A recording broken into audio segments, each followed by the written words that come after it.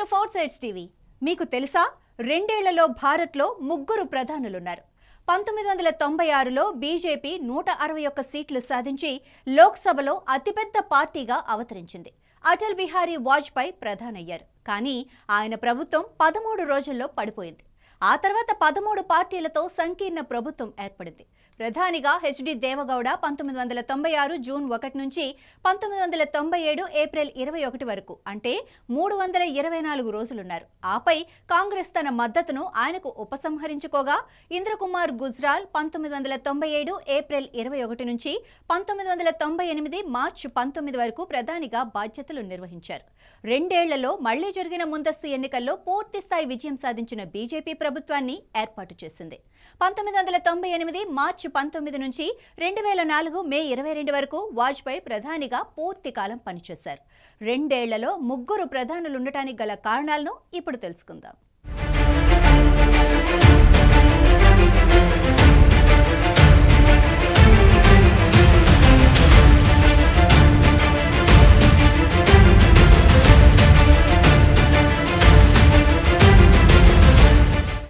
దేశంలో మొట్టమొదటిసారిగా 1996లో బీజేపీ ప్రభుత్వాన్ని ఏర్పాటు చేయాల్సిందిగా భారత రాష్ట్రపతి శంకర్ దయాళ్ శర్మ అటల్ బిహారీ వాజ్పేయిని ఆహ్వానించారు.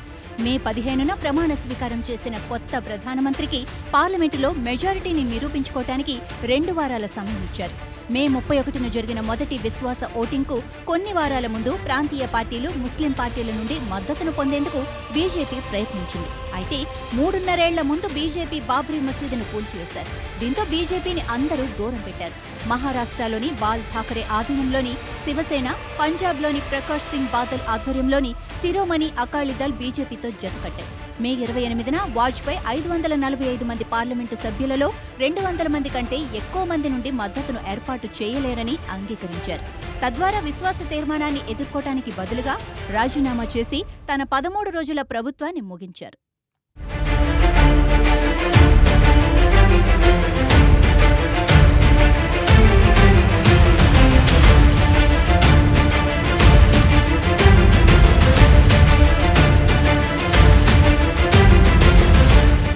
ఎమర్జెన్సీ అనంతరం 1977లో కాంగ్రెస్ విషయానికొస్తే, స్వాతంత్రానంతరం ఎప్పుడూ లేనంత తక్కువ స్థానాలు 140తో సరిపెట్టుకోవాల్సి వచ్చింది.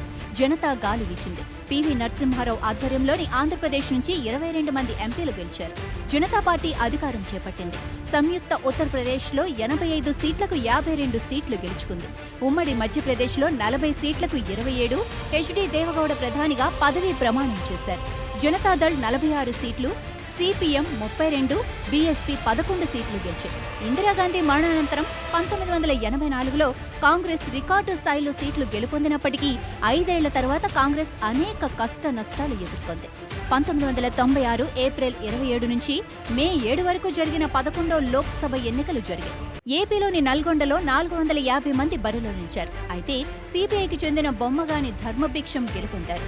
పివి నరసింహారావు ఏపీలోని నంద్యాల, ఒడిశాలోని బెహంపూర్ నుంచి విజయం సాధించారు. బీఎస్పీ కన్షీరామ్ మోషియార్పూర్ నుంచి, మమతా పార్టీ నుంచి చంద్రశేఖర్, జనతాదళ్ నుంచి మేనకా గాంధీ, పిఎల్బితో విజయరాజే సింధ్యా, ఆమె కుమార్తె వసుంధరా సింధ్యాలు ఇద్దరు జనతా పార్టీ నుంచి, గుణ జల్వార్ నుంచి గెలిచారు.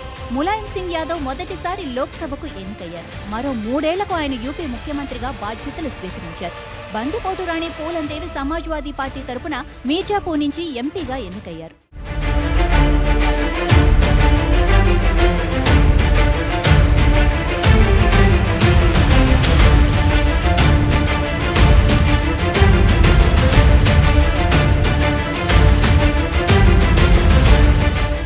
వాజ్పేయి ప్రభుత్వం బలపరీక్షలో ఓడిపోగానే దేవగౌడ ప్రభుత్వం ఏర్పడింది. బీజేపీకి వ్యతిరేకంగా 13 పార్టీలు కలిసిన యునైటెడ్ ఫ్రంట్ ఏర్పడింది. కాంగ్రెస్, సిపిఎం ఆమోదంతో పివి సింగ్, జ్యోతి బసులు ప్రధాన పదవిని తిరస్కరించిన తర్వాత కర్ణాటక సిట్టింగ్ ముఖ్యమంత్రి హెచ్డి దేవగౌడను ప్రధానమంత్రిగా ప్రకటించారు. అప్పటికే ఆయన కర్ణాటక ముఖ్యమంత్రిగా ఉన్నారు. అయినప్పటికీ ప్రధానిగా జూన్ 1న పదవీ ప్రమాణం చేశారు. ఆ సమయానికి ఆయన లోక్సభ లేదా రాజ్యసభ సభ్యుడు కాదు. సెప్టెంబర్లో ఆయన రాజ్యసభ సభ్యుడిగా పదవీ ప్రమాణం చేశారు. ఈ ప్రభుత్వంలో ములాయం సింగ్ రక్షణ మంత్రి అయ్యారు. పి చిదంబరం, జీకే ముప్పనార్తో కలిసి తమిళ మానిల కాంగ్రెస్ను ఏర్పాటు చేశారు. పి చిదంబరం ఆర్థిక మంత్రిగా, సిపిఐకి చెందిన ఇంద్రజిత్ గుప్తా, చతురానంద్ మిశ్రాలు హోం, అగ్రికల్చరల్ మినిస్టర్ అయ్యారు. డీఎంకేకు చెందిన మురసోలి మారన్కు పరిశ్రమల శాఖ, ఐకే గుజ్రాల్కు విదేశీ వ్యవహారాల శాఖ, రామ్ విలాస్ పాస్వాన్కు రైల్వేస్, ఎస్ఆర్ బొమ్మై మానవ వనరుల అభివృద్ధి శాఖలు కేటాయించారు.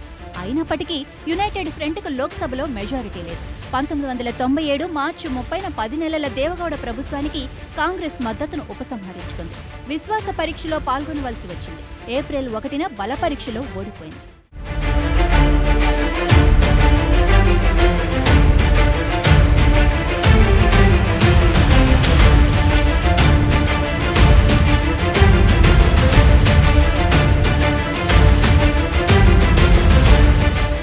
యునైటెడ్ ఫ్రంట్ కొత్త నేతకు మద్దతిస్తామని కాంగ్రెస్ ప్రకటన చేసింది.